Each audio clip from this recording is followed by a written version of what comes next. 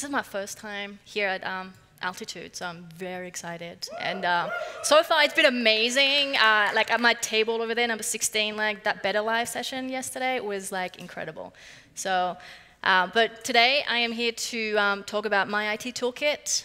So I'm going to give you a bit of background about myself and my current challenges, and hopefully you guys, can leave today with, some tips or anything. If you have any questions or anything like that.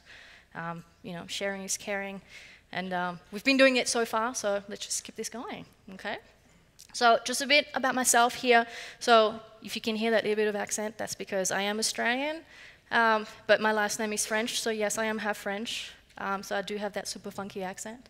I mentioned Australia because, as you saw, like one of the fun facts, Australia has like really bad internet. Not bad, just really slow, okay? Like, I left 5 years ago, and majority was still on ADSL2 because cable internet was super expensive, and the fiber network was like slowly, very slowly being rolled out. Okay, so I'm sure we all know how that feels, slow internet.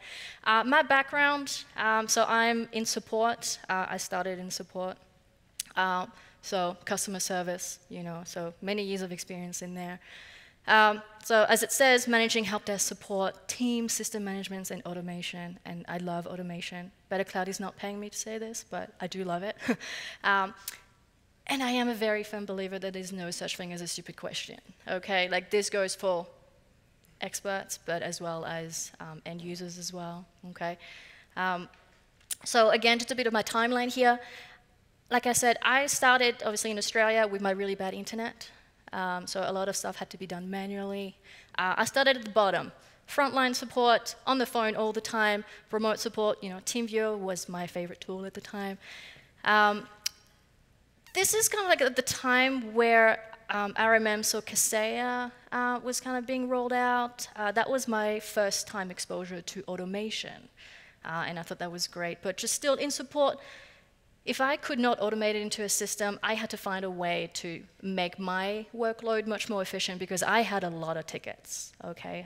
We've all gone through that, trying to be more efficient. Like my offboarding process, I had that down to 30 minutes, like manually. I'll be doing like many multitasking, trying to do many things at the same time, so like 30 minutes was my time. Moved up, moved to the US, got my first taste of the startup world. Super fast-paced. So all the knowledge that I was gaining, obviously I'm taking to the next place, trying to bring that automation, that efficiency across all the places I've been. And parallel to that, the technology has also been advancing, which has been amazing. So more automation, So I now BounceX, as we are like renaming ourselves. We are people-based marketing, so we are all about people. So that's part of the culture. But we also need, so I've came on board, let me just see the next slide. So talk about my current challenge right now. Started at BounceX, I joined mid-July, so I've only been there for a couple of months, okay? I've inherited a kind of not the best IT department. Right now we have an MSP, so we're like hybrid solution, but startups, no IT support, so everyone's kind of like on their own. Google your own problems. Buy your own equipment too. But who's going to keep, inventory of that? No one tracking anything. It's like maybe an, Excel spreadsheet somewhere out there. And also no technical best practice knowledge at the time. So I'm coming in and I'm inheriting this. So this is like fun for me. Like, over 350 users, companies looking to expand to about 500 by the end of next year. We do have an office in London. Like, there's like me and a junior tech, like supporting all those users. They're not used to having IT in-house, so they just have this love-hate relationship with the current MSP, so I'm trying to change that and be like, no, IT people, like we can be fun, we can be approachable.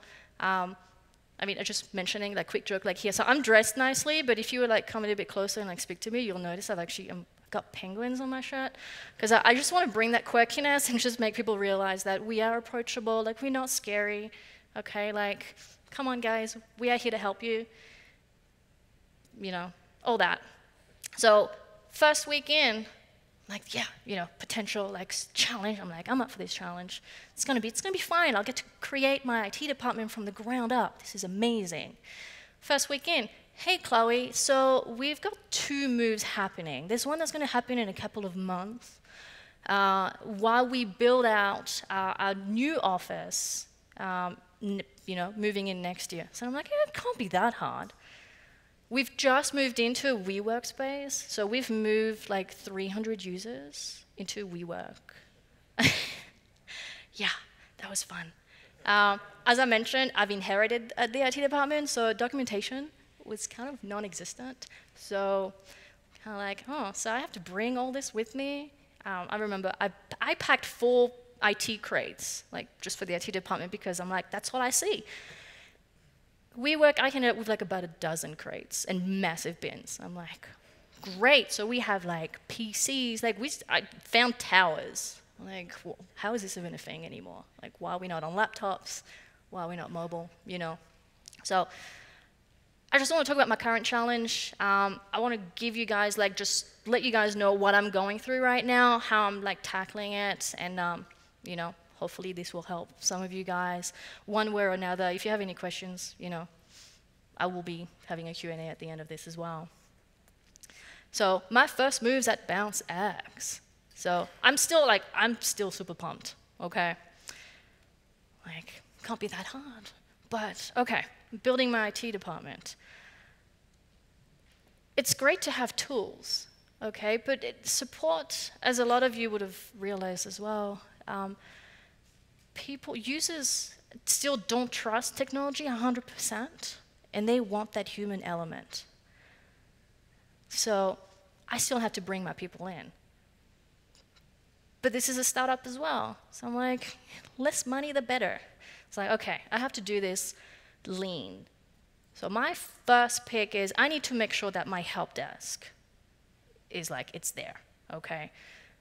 A bit of background, the MSP right now, they are hiding behind one account in Slack. I'm aware there's about 15 tags behind this one account, but my users don't see them. They don't know who they're talking to. And if they have a mouse problem, like my mouse is broken, my keyboard's broken, they don't have that human interaction that they're able to just walk up and it's like, this is literally like a 3-second fix. Like, here's a new mouse. Here's a new keyboard. You don't have that if you don't have the actual people here. So help desk, they're the front line. We want to make sure that those people are like approachable as well. You're here to help.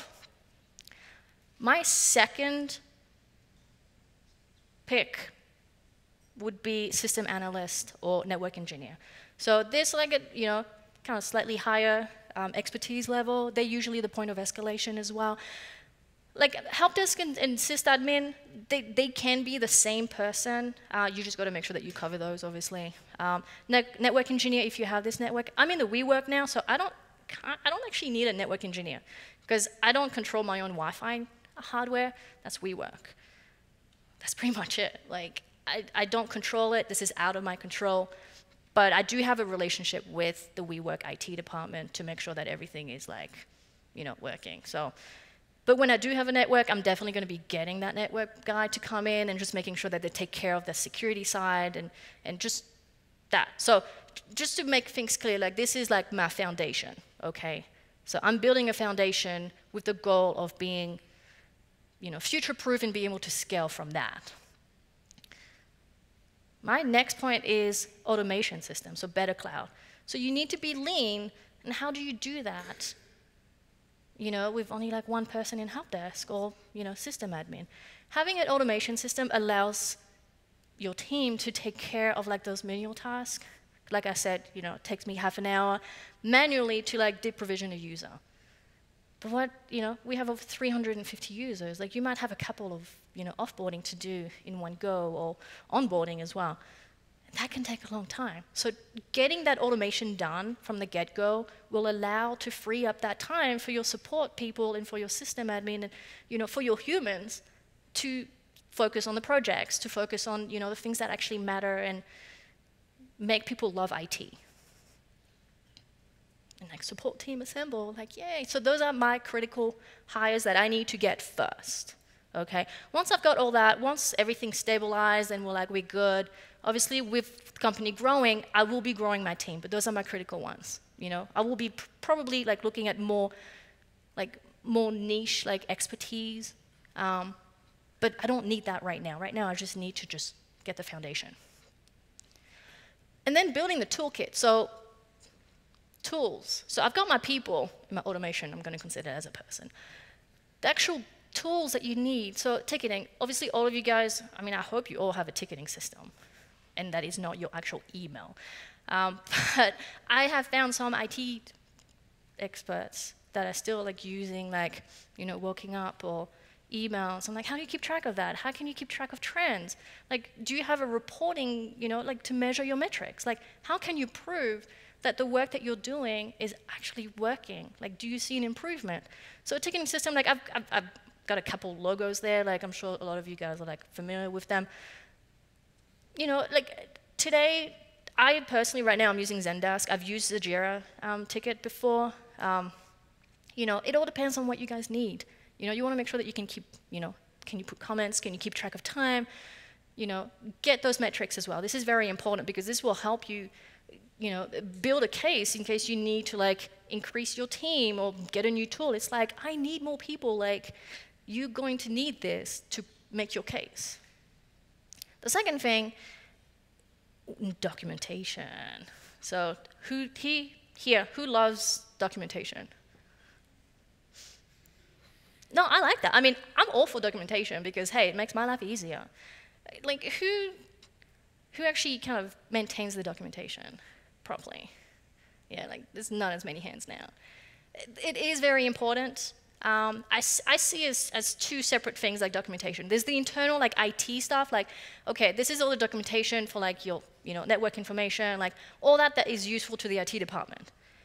What I'm also looking for is like a knowledge base or like a wiki that I can have like user self-help. Like, if someone wants to set up the emails on their phone, like, I can just write, you know, just a very quick walkthrough. And I can like, either I can send that to the user directly, or I can make it available for them in like some self-help, you know, program or location. If I can hook that into my ticketing system as well, so when the person actually starts looking for like, you know, for help, like having that available documentation available for them to like just do it themselves, it empowers them, and guess what? It frees up your time so you guys can actually focus on the things that actually matter, you know? So again, you know, Confluence, Evernote, if you can have that integrated into like each other, you know, bonus point, because again, it frees up your time. It's all about being efficient, and just, the systems are out there, okay? I don't think there's any excuse to like not do it anymore. But like, please keep your documentation organized. Like, come on, guys. Okay, RMM. This is like a critical thing that I try to get from the get-go. So I've come on board to BounceX with over 300 machines. My last place, my last job, they did not have an RMM, and they were like over 200 machines already out there. I'm like, I need something to keep track of those machines. You can have an RMM, so in case you guys don't know what that is, just in case, remote monitoring and management. And you might know it as a different name, like EMM or something like that. This allows you to keep track, like, I use it for inventory. My finance department, like, loves this, because at the end of the year when we have to do an asset audit, I just export it and be like, here's all my active machines, and then we, you know, we can like tick them off. So that's less work on me. I'm like, export. That's done. Specs of the machines as well, or the health of my machines. Or a machine is stolen or lost or something, like, how do I control, you know, the content on that machine? Having an RMM allows you to like lock that machine down remotely, allows you to wipe it remotely. You can do anything that you need to, you know, push the security script, so that's another, you know, aspect of it. There's just so many things. So that is one thing.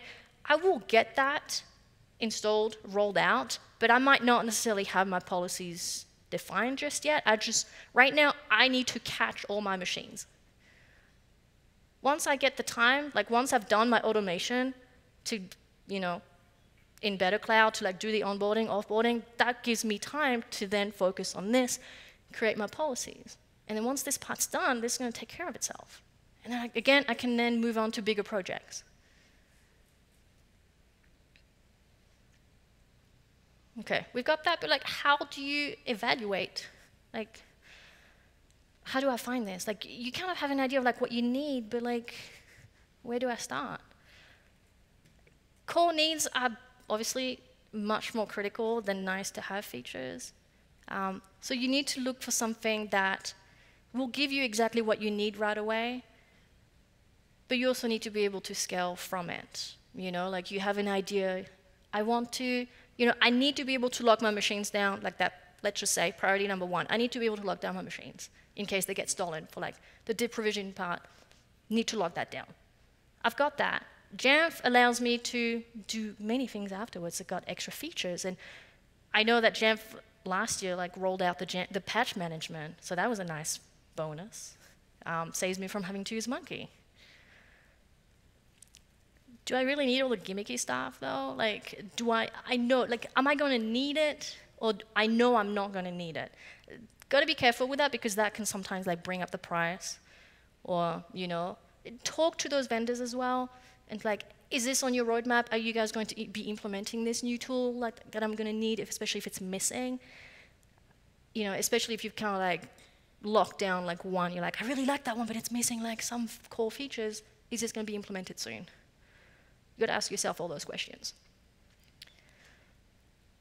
Okay, you know what you want. Well, where do you start now? Referrals, word of mouth. Better IT, this is a great place. You got other forums as well to like, your team's experience, okay, that they've been exposed, just like yourself, you would have been exposed to many different platforms. So you get that firsthand experience or, word of mouth. And like, this person's like, I hated this platform. It was clunky, it just did not work, it's just too complicated. Or you can be like, this was amazing, it's like it cut down my time in like half. So you want to get that knowledge. If you don't have a team, then, well, hey, you got your peers right here. And if you don't have your peers face-to-face, you got the Better IT Slack channel.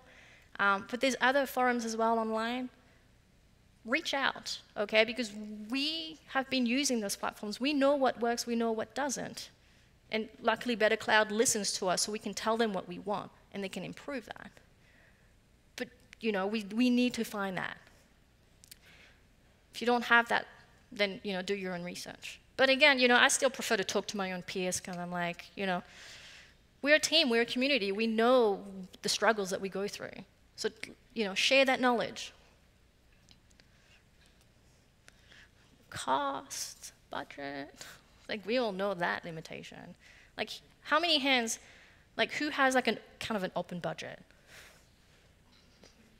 A few. Like, you guys are lucky. Like, wow. Okay, who here is more like, they get told, just find me the cheapest? Like, okay, a couple of ones. Like, who else is, like, everyone else, is it more like that's all you've got? Like, X amount, that's all you've got. Make it work. Gotta take that, again, into consideration. Like, this is so constrained, it's just, you're locked in. But if you find the perfect tool, and you can find, like, make your case. You'd be like, boss, boss man, boss lady. This platform has all those tools. We can do all of this.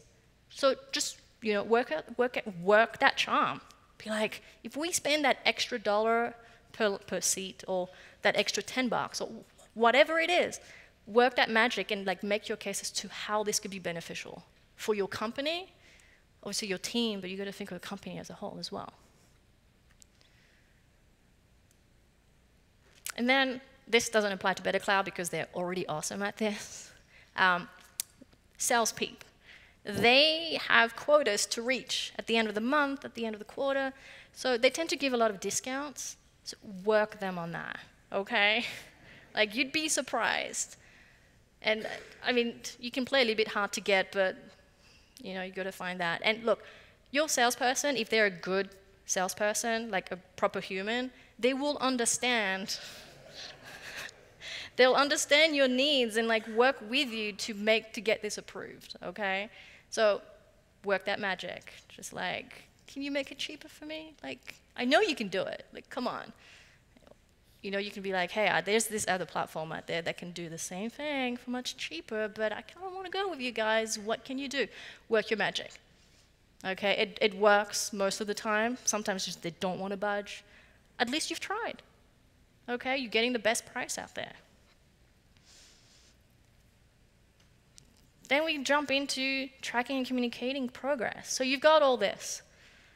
So this kind of like moves away from like what to get. This covers more how do I communicate with my team. Okay, so I know some of you guys do have like regular meetings, like weekly meetings. If it's a small team, they would be considered more like one-on-ones, which is the same thing. Team meetings, you can have it on a weekly basis, like an hour, but bring everyone in. Like this is a great time to brainstorm. Like you discuss all your projects so everyone in the team knows what's going on. Discuss the tickets. Maybe someone is stuck. Bring everyone in, brainstorm. This is like, you know, like a miniature better IT session.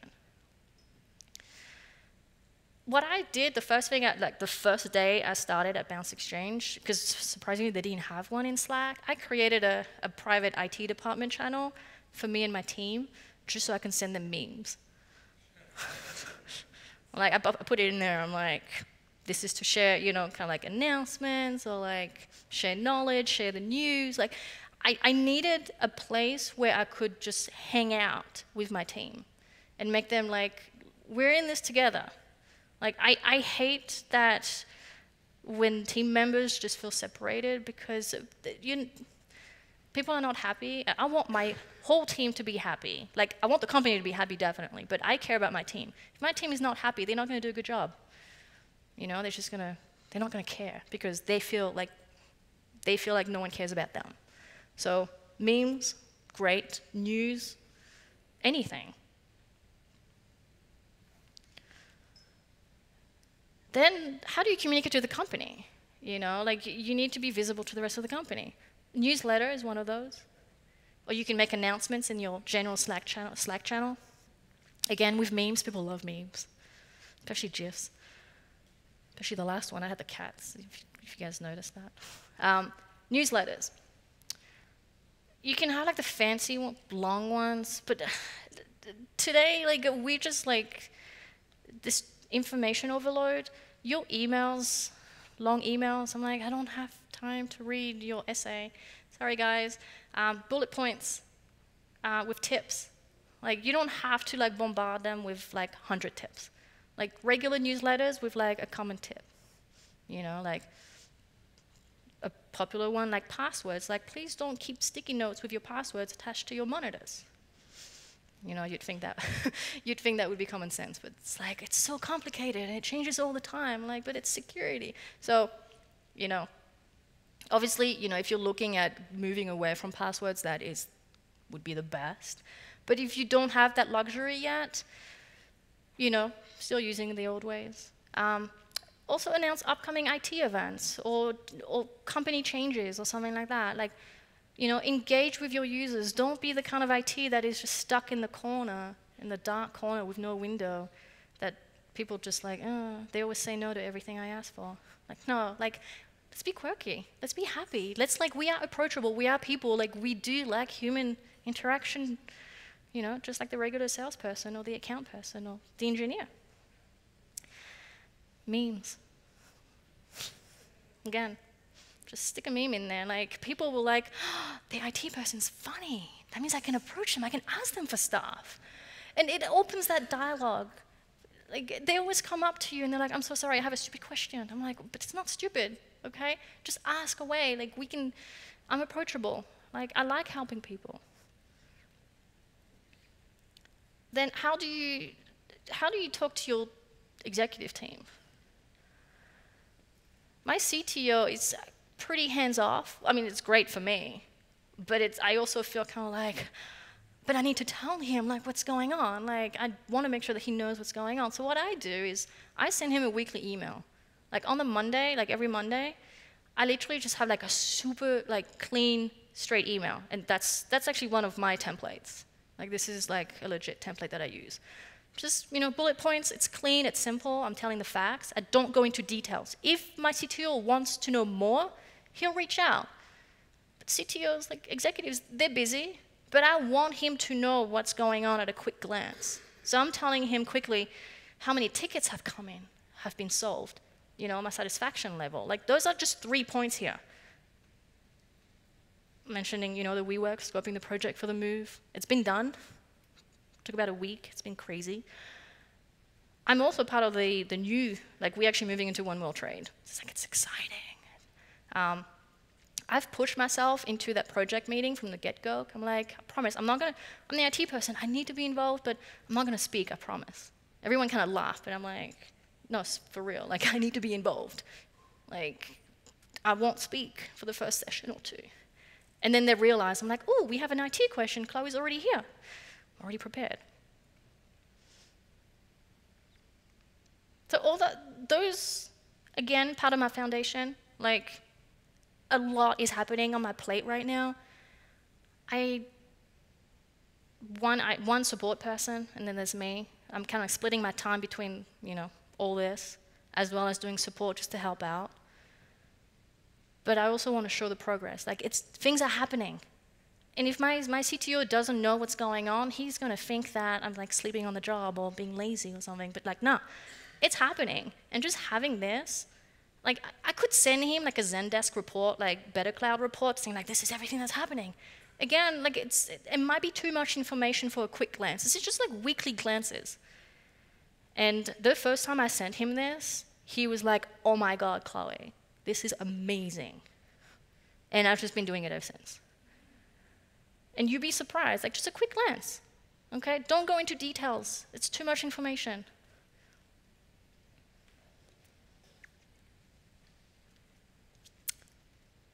I'm a very strong believer, I'm an IT person. I've been in support from the very beginning of my career.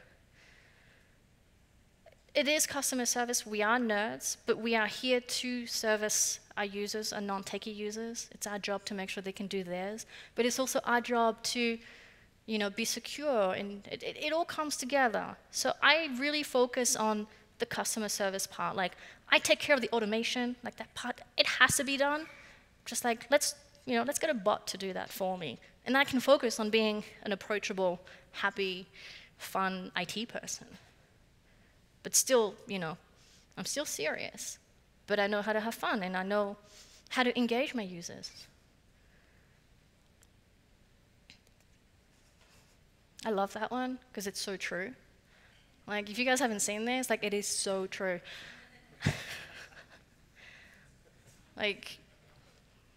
It's crazy, but it's definitely true. And I always get worried about what my boss thinks I do. That's why I sent him that email. I'm like, don't think I'm doing that, because that's not true, okay? And hey, Google is everybody's friend, even for those those non-techie users. If you Googled your problem, we wouldn't have jobs.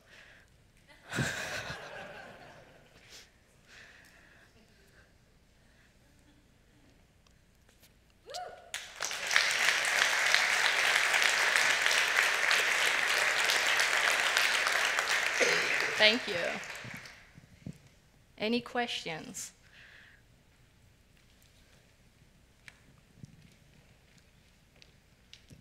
Where do you start with documentation, sort of for your end users from a self-service standpoint, or more so when you're hiring for people on your team to reference how things are done and how they should be done?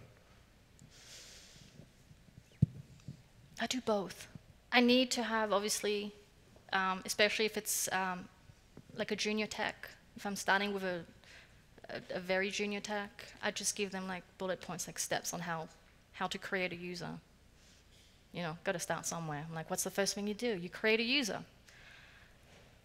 Once the user's in the system, then you do your other documentation. So start with that. But also, from the end user side of documentation, I tend to look at what's the most commonly asked questions. The trends, I'm looking for trends. I'm okay, how many questions, the same question did I get asked in the last month? Can I do a documentation? Is this an easy thing for my users to do themselves? And I will do the documentation. I will do a one page. And I know some users don't like to read, so I'll have screenshots as well. It's easy, step 1, step 2, done. If you're still having problems after that, then you raise a ticket. They still come up to me asking for help. I'm you could have raised the ticket, guys. Or you could have read the, walkthrough. Like I made it as simple as possible. Like I put myself in the end user's shoes. Like I'm like, okay, I am techie, but the person that's coming to me is not. So how can I kind of understand their point of view and make it easier for them without making them feel like idiots? Because they're not. They're like amazing at what they're getting paid to do their job. You know, the accounting team, like they're amazing at counting. I'm not. Like I know how to count, but like they know how to turn a computer on. I know how to do my basic math. But, you know, so things like that. Okay, so once you create your documentation, how do you get people to use it? I announce it. Like, hey guys, in my newsletter or in my Slack general announcement, I'll be like, hey guys, we have an area for like quick documentation. You know, you're welcome to like, this is for you guys to use it. If you want to see any, you know, if you want to see more documentation, let us know what you need. Let us know, like tell us what you guys need, and we will write it up for you guys and make it available for you guys. You direct people to it, like when they turn in cases, let's say, like they turn in a new case, if you have documentation for it, you say, hey, this documentation is already created. Absolutely, absolutely. So you're still going to get this couple of like, you know, you told them that there's a location for documentation like that. They still come to you. You'd be like, look, I'm so sorry. I'm just in the middle of a ticket right now. But here's a link to this documentation. Like, try this yourself first and see how you go. This helps empower the user because for some reason they come into the office and they forget everything about computers. Like, I don't know how this happens. They just forget everything. They're like, I don't know what to do. It's like, but you do this at home yourself. It's like, yeah, but not today. So I direct them to that. Great. Thank you so much, Chloe.